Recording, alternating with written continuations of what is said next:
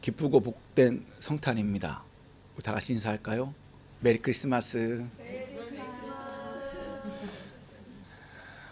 약 20년 전에 영국 버밍엄 시티에서 그 시의원회에서 크리스마스의 명칭을 윈터벨로 바꾸자라는 그 의견서를 시 정부에 올렸습니다.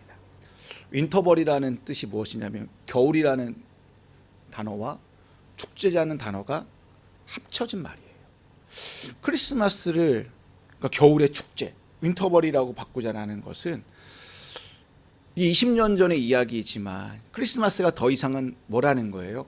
아기 예수 오심을 기억하고 감사와 축제의 절기가 아니라 그냥 연말 연시에 흥겨운 축제 분위기를 상징하는 단어이기 때문에 그래서 그냥 크리스마스라는 말 대신 그냥 한 해를 잘 준비하고 잘 마무리하자라는 의미로 윈터벌이라는 이름으로 바꾸자라는 것을 이렇게 청원하였어요. 이에 대하여 영국 성공회가요 화를 내는 거죠. 말도 안 되는 얘기다. 시의원회의 발상은 세속주의의 극치다. 어떻게 윈터벌이라는 이름은 믿음과 상관없는 상업적인 단어로 생각해볼 가치가 없다라고 일축하였습니다. 여러분, 여전히 성탄절은 많은 사람들에게 아기 예수의 탄생을 기억하고 감사하고 축하하는 절기라기보다는 그냥 연말연시에 먹고 즐기는 그냥 축제적 의미인 윈터벌의 의미가 더 강한 것 같습니다. 본래 크리스마스라는 이 단어를 보게 되면 그리스도를 뜻하는 크라이스트라는 단어와 예배를 뜻하는 라틴어 메스라는 단어가 합쳐진 단어예요. 그럼 크리스마스의 뜻은 뭐예요? 그리스도를 예배하다.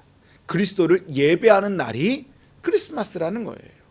그렇다면 성탄절의 가장 중요한 일은 무엇일까요? 예배하고 경배하는 일이라는 거죠. 아기 예수의 탄생인 첫 번째 성탄절에 가장 먼저 나아가 예배했던 이야기가 오늘 본문의 스토리입니다. 그들은 첫 번째 예배자예요. 그리고 성탄을 가장 의미 있게 보냈던 자들이라고 나옵니다. 그들은 이름도 없어요. 직분도 안 나와요. 아무것도 나와 있지 않아요. 단순히 딱 하나 나와 있어요. 그들은 목자였다라고요. 그럼 우리는 목자라고 하면요, 약간 긍정적인 이미지가 있어요. 그리고 목자 하면 또 다양하게 목양과 연결시켜서 목양의 뉘앙스로 인식을 받아요. 근데 그 당시 때 예수님 당시의 목자는 암하레츠, 히브리어 단어인데요, 땅의 백성이라는 뜻으로 땅의 백성의 계급이에요. 땅의 백성이라고 불렸던 이 계급층들은요, 그 당시 때 사람 대접을 받기 힘들었던 사람들이에요. 몹시 가난하였고요, 어려움을 살던 사람들이 뭐예요? 하레츠라고 불렀습니다. 8절에 보면 목자들이 밤을 새워서 양떼를 지키고 있었다라고 얘기하고 있어요. 그 당시 시대적 배경을 보게 되면 목자들이 밤을 새워 지키고 있는 양들이 자신의 양들이 아닐 거예요. 뭐예요? 한겨울밤. 어떤 사람들은 양을 쳐야 되는데 춥고 힘드니까 양을 칠 수 없으니까 뭐예요? 대신 양을 지키고 양을 키워주고 돌볼 수 있는 사람들을 고용한 사람들이 오늘 본문에 등장한 누구예요? 목자라고 말할 수 있습니다. 한밤중에 남의 양을 돌보기 위해 밤을 지새워야 했던 고달픈 삶을 살았던 자들이 오늘 본문에 등장하는 주인공인 뭐예요? 목자들이라는 것입니다. 그런 사람들에게 아기 예수의 탄생 소식이 가장 먼저 전달되었습니다. 놀라운 것은 성경이 그들을 성탄을 맞은 사람의 가장 표본 스탠다드라고 제시하고 있다는 것입니다. 여러분, 하늘 왕자이신 아기 예수의 탄생 한번 생각해 보세요. 정말 초라하기 그지없습니다. 보잘것없어요. 눈여겨볼 수 없는 모습이에요. 그냥 정말 안쓰러운 모습입니다. 그 모습에 누가 당당히 나와 예배하고 그리고 무릎을 꿇어 경배할 수 있을까요? 만약 그러한 모습으로 오늘 이 시대에 우리 곁에 예수 그리스도가 오셨다라면 과연 얼마나 많은 사람들이 예배를 하고 무릎을 꿇고 경배할 수 있을까요? 그 당시 어느 누구도 아기 예수의 탄생에 대해 관심을 갖지 않았습니다. 그저 가난한 젊은 부부가 아이를 낳기 위해 이리저리 뛰어나눠도요 도와주는 사람이 하나도 없었습니다. 막상 아기가 태어났는데 그토록 기다렸던 메시아가 우리 곁에 오셨는데 아무도 반겨주는 사람 하나도 없었습니다. 하지만 그 당시 가장 볼품없고 가장 천한 신분이고 가장 어려웠던 목자들만 아기 예수 앞에 나와 무릎을 꿇고 경배하였습니다.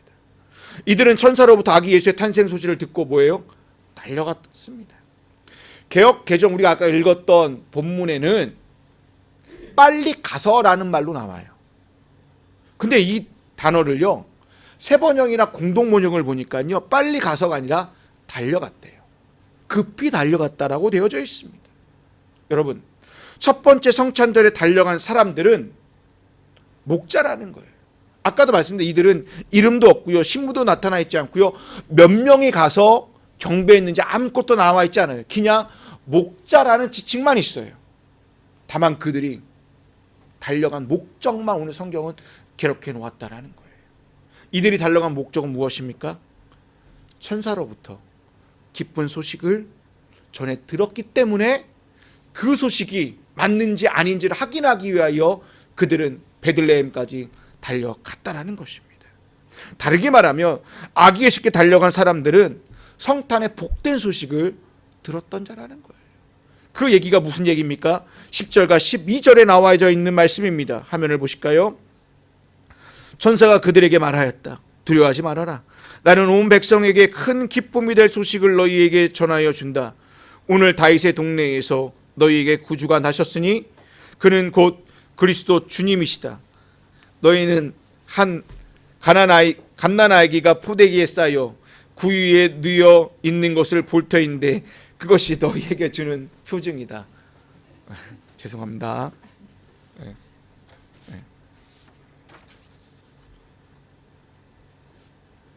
여러분, 이들이 들었던 온 백성에게 큰 기쁨이 될 만한 소식이 무엇입니까?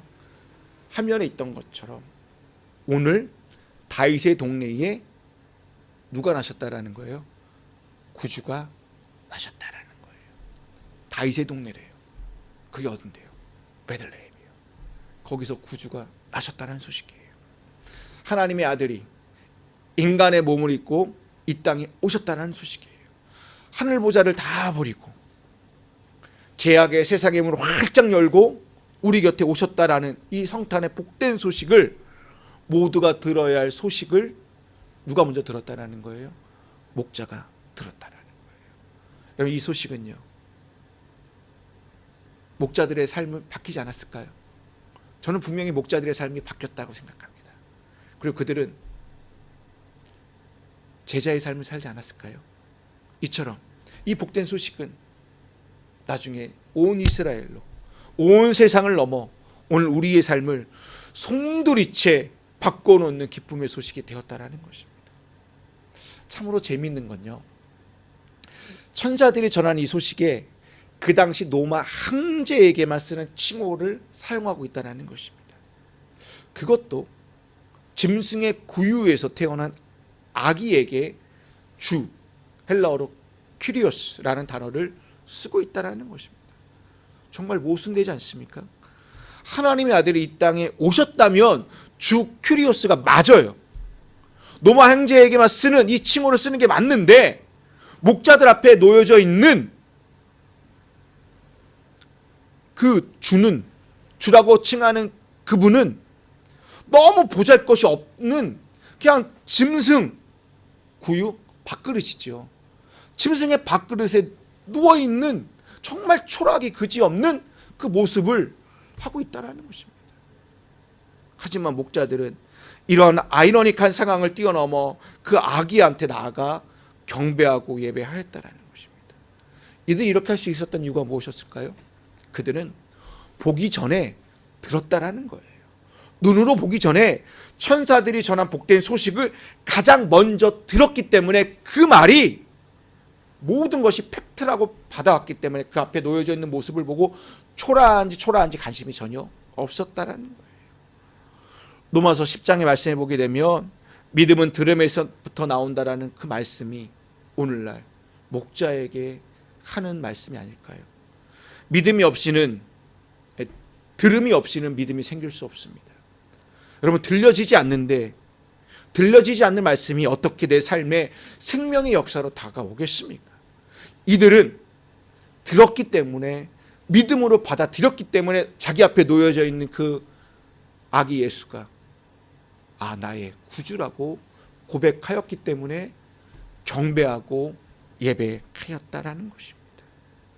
그런데 오늘날 우리의 모습, 또 세상의 사람들 어떻습니까? 가면 갈수록 마음이 강팍하여 더 이상의 복된 소식을 들으려고 하지 않아요. 사람들은요, 오늘 이제 하루 종일요, 예수를 믿든 안 믿든 다 메리 크리스마스 할 거예요. 메리 크리스마스, 메리 크리스마스라고 할 거예요. 근데 정작 중요한 건 무엇인지 압니까? 메리 크리스마스의 주인공 대신 예수의 얘기는 어떤 누구도 귀담아 듣지 않는다라는 거예요. 그리고 어떠한 말도 걸고 싶지 않을 거예요.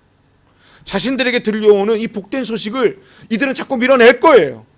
귀에 즐겁고 먹고 마시고 즐거운 얘기만, 가볍고 유쾌한 얘기만 들으려고 하고요. 더 나아가 어떻게 하면 더 잘 먹고 잘 살 수 있을까의 그런 얘기에만 관심을 가질 거예요. 하지만 목자들은 천사들이 전한 소식에, 그것도 한밤중에 귀를 기울였기 때문에 이 시대에 최초로 첫 번째 성탄의 예배자가 되었고요. 그들은 가장 존귀한 자라고 불릴 수밖에 없다라는 것입니다. 여러분, 온 백성에게 큰 기쁨이 될 소식은 모두에게 전해져야 될 소중한 소식이라는 것입니다. 생각해 보십시오. 여러분, 소중한 소식은요, 자기만 할까요? 아니면 누구한테 전할까요? 전할 수밖에 없어요. 누구한테 전할까요? 자기와 제일 가까이 있는 사람에게 전할 수밖에 없어요. 또 이 중요한 소식은요, 전할 때요, 저 사람한테 전할 때라는 거 누구한테 잘 알려질 수 있을 거라고 생각하여 전합니다. 그리고 다 전해져요. 저희 동기들이요, 저한테 얘기합니다. 제가 소식통이거든요. 네. 모든 사람들이 동기들의 소식을 제가 다 알고 있기 때문에 다 저한테 전해주면 이제 다 이제 퍼지게 돼 있거든요. 이게 안 좋은 얘기가 아니라 다 이게 편하게 돼 있어요. 네. 그것처럼 이게 이렇게 사람들을 무리해 보면 저 사람한테 얘기가 전해지면 안 좋은 얘기든 좋은 얘기든 다 전해지게 된다라는 거예요. 그 당시 중요한 사람들은요, 목자가 아니었어요.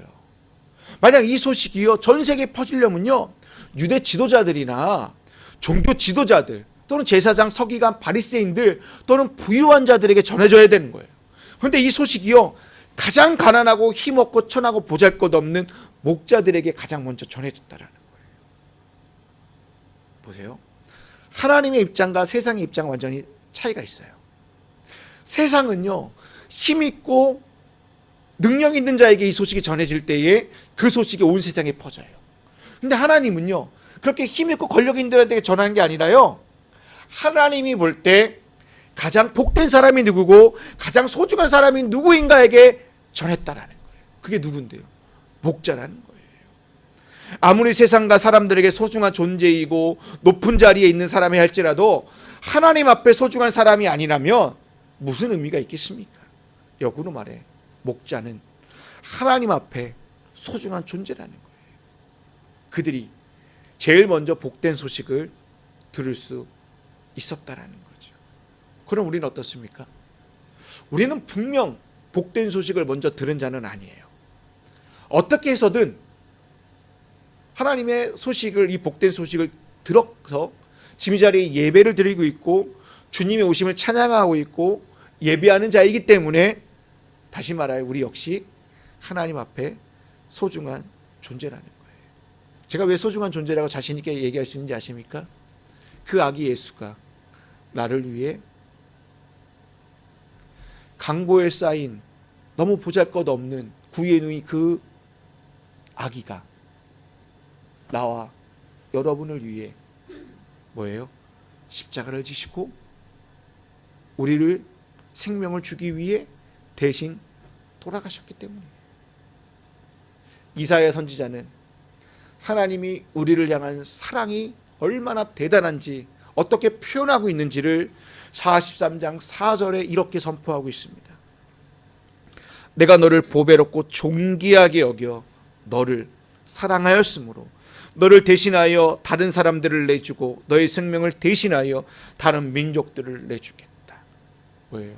주님이 우리를 보배롭고 존귀하게 여겨 사랑하신대. 근데 공동 번역을 보니까요, 이 표현은요 너무 귀엽게 표현하고 있어요. 화면을 보실까요? 너는 눈에 넣어도 아프지 않을 나의 귀염둥이 나의 사랑이다. 그러니 어찌 해안 지방을 주더라도 너를 찾지 않으며 부족들을 내주고라도 너의 목숨을 건져내지 않으랴. 눈에 넣어도 아프지 않을 나의 귀염둥이 나의 사랑. 연애할 때나 하는 말이거나 아니면 정말 사랑스러운 내 아들 딸들을 볼 때 할 수 있는 말이지, 이게 다 큰 성인한테 할 수 있는 말은 아니라는 거예요. 근데 하나님은 이스라엘 백성들을 향하여 눈에 넣어도 아프지 않을 나의 귀염둥이 나의 사랑이라고 얘기하고 있다라는 거예요. 그게 누군데요? 오늘 저와 여러분에게 이렇게 얘기하고 있다라는 것입니다. 이들이 아기 예수께 달려갈 때 자신들이 지켜야 할 양떼를 다 버리고 한밤중에 급히 달려갔어요. 여러분, 이들은 고용된 자잖아요. 내양이 아니잖아요. 대신 누군가에게 돈을 받고 양을 치는 자들인데 한밤중에 돌보는 일을 해야 되는 이들이 전혀 아랑곳하지 않고 아기 예수의 탄생 소식을 듣고 양떼를 다 데쳐놓고 달려갑니다. 이렇게 할 수 있었던 원동력, 힘이 무엇이었을까요? 천사들이 전한 그 소식이 무엇인데요? 나를 위해 구주가 나셨다라는 거예요.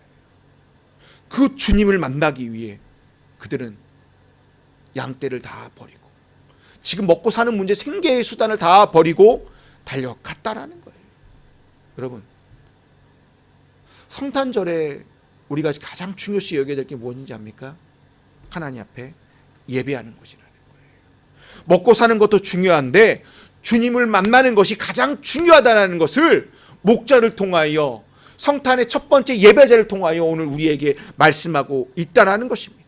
그런데 우리는 주님을 만나는 사건, 주님께 예배하는 것보다 자신의 안위를 지키고 먹고 사는 문제 더 우선시할 때가 너무 많다. 여러분, 예배는요, 예배의 정의는 하나님과 만나는 이벤트, 사건을 예배라고 하는 거예요. 예배는 하나님과 만나는 시간이에요. 우리도 목자들처럼 가장 지금 당장 급히 달려가고 싶은데 솔직히 그렇지 못할 때가 많잖아요.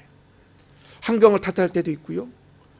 또 가정의 문제, 또 자녀들의 여러 가지 문제로 인하여 하나님 앞에 달려가지 못할 때가 너무나 많이 있어요. 그리고 이런저런 불만을 가지고 있을 때가 너무나 많다라는 거예요. 근데 정작 중요한 건 무엇인지 압니까?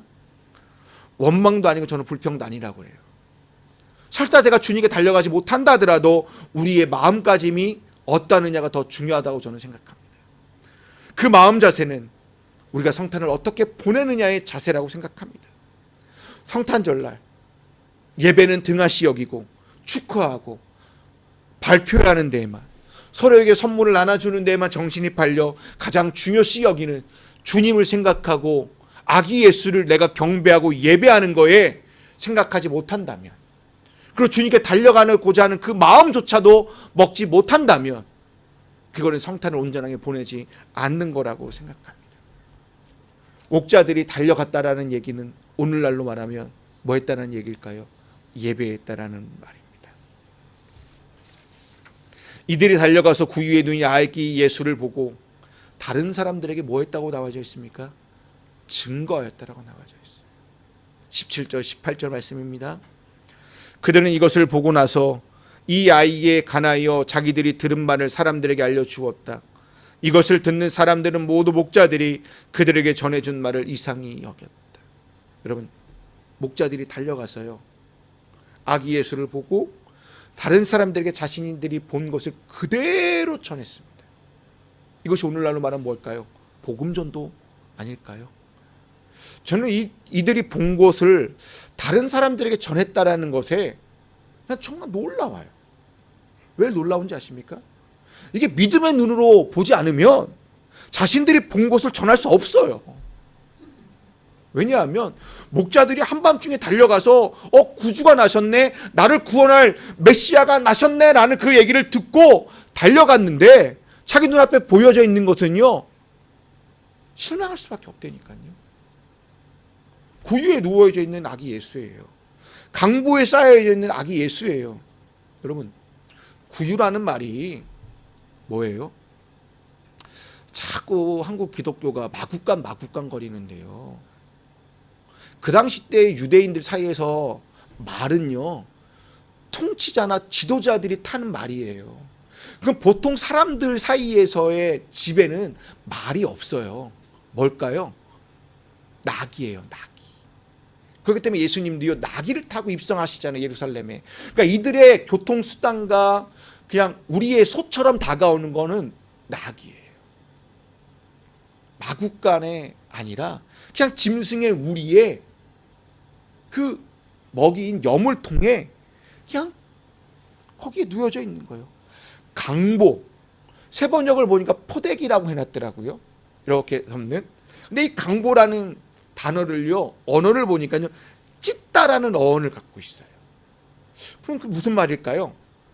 오늘날로 말하면 베넷저고리 같은 옷을 입은 게 아니라요, 럭마 조각이나 헤어진 옷자각을 이렇게 꿰매 입은 그냥 누더기 같은 옷을 예수님께 이렇게 감싸 주었다라는 거예요. 여러분, 그러한 모습을 보여. 하늘에서 왕자가 태어났는데, 우리에게 구주라고 메시아라고 태어나서 이렇게 밤새 달려왔는데 보여져 있는 모습은 너무 초라하잖아요. 이것은 아니지. 하나님의 아들이 이렇게 온다고? 말은 안 되지 라고 말할 수밖에 없는 이 실망스러운 모습인데, 목자들은요, 전혀 실망하지 않고요, 자신들이 본 것을 그대로 전했다라는 거예요. 이들이 실망하지 않았음을, 적어도 눈에 보이는 대로 판단하지 않았다라는 것을 알 수 있는 대목이 20절에 있는 말씀입니다. 화면을 보실까요? 목자들은 자기들에게 이르던 바와 같이 듣고 본 그 모든 것으로 인하여, 그 다음 구절이 중요합니까? 하나님께 뭐 했대요? 영광을 돌리고 찬양하며 돌아가리라. 그러면 실망하였다면, 짐승의 먹이통에서 태어나고 헤어진 옷짝을 감싸고 있는 그 자를 보고 실망하였다면 돌아갔을 거예요. 근데요, 그들은요, 하나님께 영광을 돌리고 찬송하며 돌아갔다고 되어져 있습니다. 이처럼 성탄의 의미를 우리가 의미 있게 보내는 일은 예배하는 것뿐만 아니라 이 아기 예수의 탄생을 다른 이들에게 전하는 것입니다. 그 전하는 소리가요, 우리가 설교 전에 인사하였던 메리 크리스마스입니다. 기쁘고 복된 성탄입니다 라는 거예요. 아기 예수가 태어났습니다 라는 얘기가. 세상 사람들이 외치는 메리 크리스마스는요, 힘이 없어요.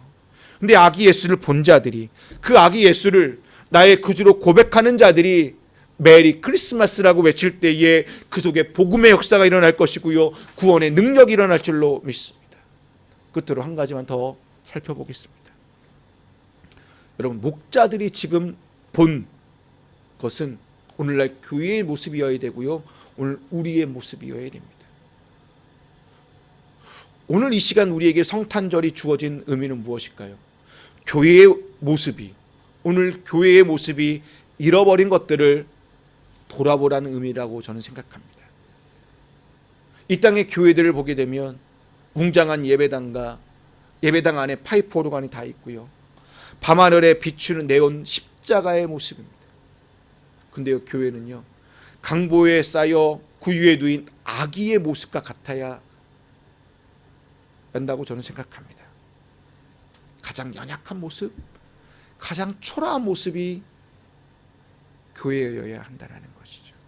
그래야 그 시대에 목자같이 가장 연약하고 보잘것없는 사람들과 함께할 수 있고, 그들을 강보에, 그 누더기 같은 옷에 같이 감싸줄 수 있는 교회가 이 시대의 진정한 교회이기 때문이에요.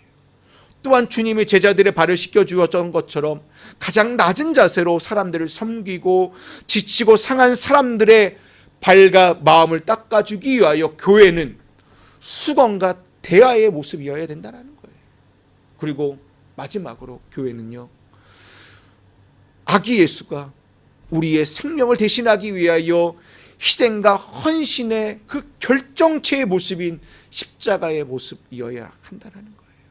여러분, 구유와 강보, 또 수건과 대야, 그리고 십자가, 모두 예수님을 가장 잘 표현한 물건들이잖아요. 이것들은 예수님께서 이 세상을 향한 사랑이고 하나님 나라의 모습이 이렇다는 것을 함축적으로 보여주는 것들이라고 저는 생각합니다.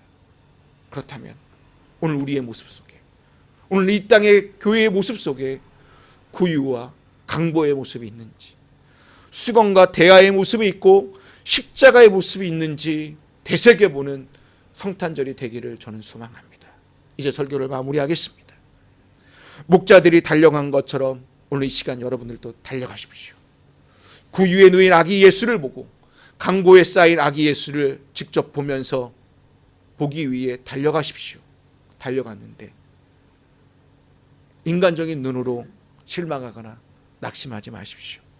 우리 앞에 누워있는 아기 예수는 지금 당장은 보잘것없고 초라하고 연약하여 정말 없어 보이지만 천사가 전해준 기쁜 소식의 주인공이고요, 천사가 얘기한 것처럼 그 아기 예수가 오늘 내 삶의 구주요 그리스도요 주님이심을 여러분 믿으시기 바랍니다. 그리고 목자들이 첫 번째 성탄의 예배자가 된 것처럼 이 시대의 진정한 예배자로 서서 무릎을 꿇고 경배하고 예배하고, 그리고 메리 크리스마스라고 세상에 나가 외치는 저와 여러분이 다 되시기를 주님의 이름으로 축원드립니다. 기도하시겠습니다.